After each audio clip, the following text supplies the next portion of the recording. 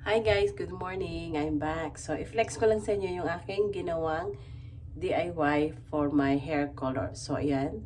So, maganda siya. Wala siyang bakasang gray hair until dun sa roots niya.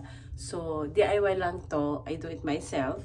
So, ayan. So, sa mga nagtatanong po, ito po yung ginamit ko.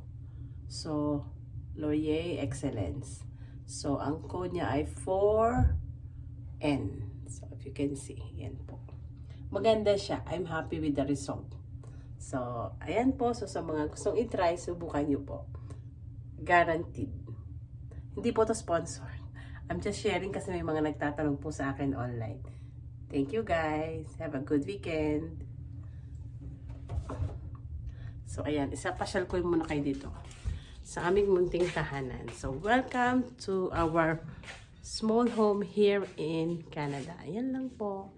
So, this is a 2-bedroom basement suite. Yan, iikot ko lang kayo. So, ito na siya. So, dito nagaganap ang mga pangyayari sa buhay namin dito sa Canada. This is our home here. So, we are living in a Filipino family. Sila yung owner dito. And, sobrang nila, bait nila sa amin. Para silang mga kapatid na din po sa amin. Ayan guys. So, yun lang. Thank you so much for